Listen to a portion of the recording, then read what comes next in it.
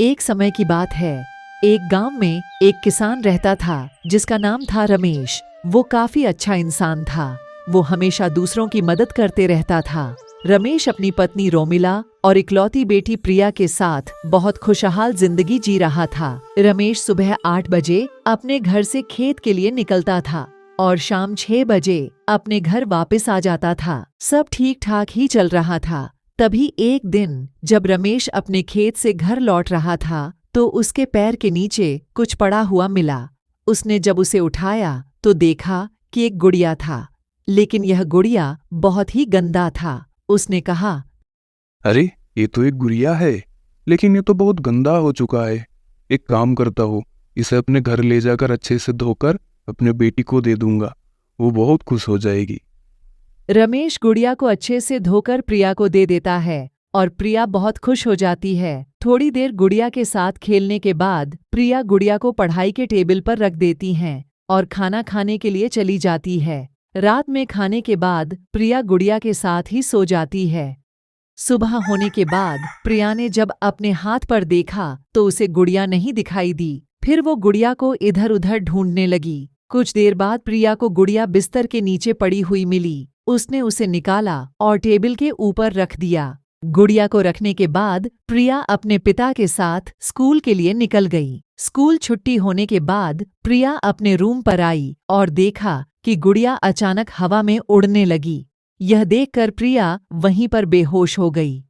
पूरे 3 घंटे बाद प्रिया को होश आया। होश आते ही प्रिया ने अपने पिता से कहा, पिताजी, इस पुतले के अंदर भूत है। जब मैं स्कूल से आई तो मैंने इसे उड़ते हुए देखा। नहीं मेरी बच्ची, तुम्हें शायद कोई वहम हुआ होगा। भूत भूत कुछ नहीं होते, ये सब फालतू बातें हैं। अभी हम चलते हैं, तुम आराम करो। यह कहते ही रमेश और रोमिला रूम से चले गए। इस घटना के 4 दिन बाद प्रिया अचानक लापता हो गई। रमेश और उसके पत्नी रोमिला चारों तरफ प्रिया को ढूंढने निकल गए, लेकिन उन्हें कहीं भी प्रिया की परछाई भी नहीं दिखाई दी। लगातार 2 दिन ढूंढने के बाद भी प्रिया कहीं भी नहीं मिली। इसलिए रमेश अगले दिन सुबह होते ही एक साधु बाबा के पास गया और साधु बाबा से रोते हुए पूछा, बाबा, पिछले 2 दिनों से मेरी बिटिया लापता है। मैंने गांव का कोना कोना छान मारा, लेकिन मुझे मेरी बिटिया कहीं नहीं मिली। कृपया मेरी मदद कर दीजिए। रो मत मेरे बच्चे, रो मत। मैं ढूंढता हूं कोई उपाय है कि नहीं। यह कहकर साधु बाबा अपनी आंखें बंद कर लेते हैं। कुछ देर बाद साधु बाबा ने आंखें खोलीं और कहने लगे, बेटा, तुम्हारी बेटी को एक शैतान चुड़ैल ने अपने बस में कर लिया है।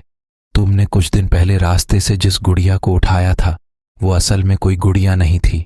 गुड़िया के भेष में चुड़ैल थी। वो चुड़ैल हमेशा गुड़िया की भेष में ही रहती है, और जब उसे कोई अपने साथ उठा ले जाता है, वो उसके बच्चों को कुछ दिन में ही अपने बस में कर लेती है। बाबा, क्या आप बता सकते हैं मेरी बिटिया अभी कहाँ पर है? तुम्हारी बेटी गांव से 50 किलोमीटर दूर 100 साल पुराने बरगद के पेड़ के नीचे बेहोश होकर पड़ी हुई है।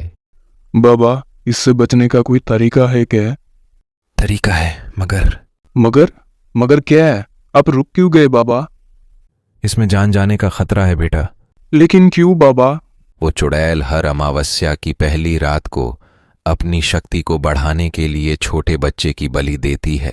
कल उसकी 100 बच्चों का बलि पूरा हो जाएगा। उससे पहले अगर उसे रोका नहीं गया तो हम सब मारे जाएंगे। रमेश यह सुनकर बाबा से कहा, चाहे कुछ भी हो जाए, मैं अपनी बेटी को बचा कर रहूंगा। मैं चलता हूँ साधु बाबा, मुझे आशीर्वाद दीजिए ताकि मैं जीत कर वापस आ सकूं। मेरा आशीर्वाद हमेशा तुम्हारे साथ है बेटा। जाते जाते मैं तुम्हें एक पवित्र जल देता हूँ। इस पवित्र जल को उस चुड़ैल के शरीर में फेंक देना। वो जलकर भस्म हो जाएगी। रमेश अपने बेटी को बचाने के लिए निकल गया। वहां जाते जाते उसे रात हो गया था। रमेश जब वहां पहुंचा तब उसने देखा कि चुड़ैल उसके बेटी को बलि देने के लिए चाकू ऊपर किया था। तभी रमेश ने कहा, छोड़ दे मेरी बेटी को शैतान चुड़ैल, वरना तू बहुत पछताएगी। तू तो एक मामूली सा इंसान है। तेरे जैसे कितने आए कितने गए, किसी ने मेरा कुछ नहीं बिगाड़ पाया। तू यहाँ से चला जा, वरना तू ही मारा जाएगा।